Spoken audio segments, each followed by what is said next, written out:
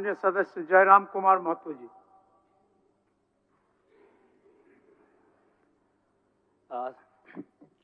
सबसे पहले परम श्रद्धेय आदरणीय अध्यक्ष महोदय को आज सदन का अध्यक्ष चुने जाने के लिए बहुत बहुत बधाई, असंख्य शुभकामनाएं। और आपके पोशाक से शायद परिचित हो रहा है कि आपने कुछ खोया है, और ये सदन के साथ साथ मैं भी आपकी इस दुख की घड़ी में सहानुभूति प्रकट करता हूं।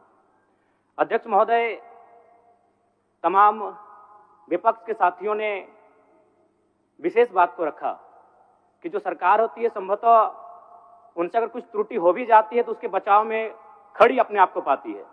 तो इसलिए अगर आप वास्तव में अगर झारखंड राज्य की समस्याओं से परिचय होना चाहते हैं तो आपको विपक्ष में बैठे और नए विधायक जो चुनकर आए हैं उन्हें आपको बेहतरीन अवसर देने का प्रयास करना होगा।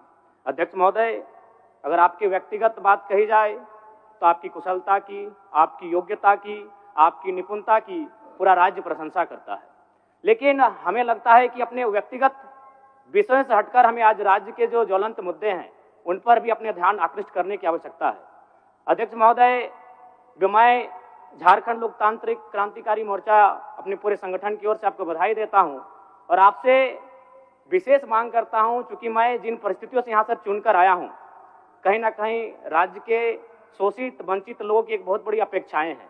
इसलिए जिस दृष्टि से आप सत्ता पक्ष को देखेंगे, जिस दृष्टि से आप विपक्ष को देखेंगे, उसी दृष्टि से मुझे भी और मेरी पार्टी की ओर से मुझे बात रखने का अवसर दिया जाएगा।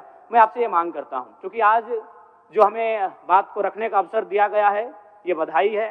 मैं आपको पुनः बधाई देने के साथ साथ बस मैं ये कहना चाहूँगा, चूँकि मैं एक छात्र के नाते इस विधानसभा में आया हूँ, छात्र की गलियों से, छात्र आंदोलन से मैं पहचान बनाकर आया हूँ, और मैं आपके माध्यम से सरकार तक ये संदेश देना चाहूँगा।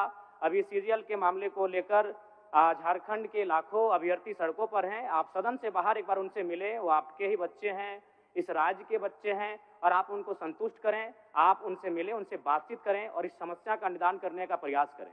और चूंकि मैं एक विधानसभा से भी आता हूँ तो मैं आपको अपने विधानसभा के संदर्भ में ये कहना चाहूँगा, मेरा विधानसभा जो कि परासनाथ की तराइयों में आता है, वहाँ जो लोगों की समस्याएं हैं वह मूलतः शिक्षा और प्रवास को लेकर हैं। तो आपसे हमारी मांग होगी कि वहाँ शैक्षणिक हब में हमारे विधानसभा को तब्दील किया जाए, और साथ ही जो प्रवास की समस्या है, मैं इसलिए इस विषय को कहूँगा, मैं थोड़ा समय लेकर, कि आज देखिए इस सदन की बात करें तो कहीं ना कहीं हम लोग एक परिवार हैं और परिवार के नाते आज इस सदन में बैठे हैं। लेकिन मैं जिस विधानसभा क्षेत्र से आता हूं उसके आसपास के विधानसभा क्षेत्रों की एक घटना है, अभी कैमरून में 45 मजदूर फंसे हैं। तो मैं सदन बधाई के बीच में आपका ध्यान आकृष्ट करना चाहूँगा, ये गंभीर विषय है, और वे रोते रोते टेलीफोन किए हुए थे कि उनको पानी की, केवल पानी पीकर वो कई दिनों से अपना दिनचर्या को काट रहे हैं।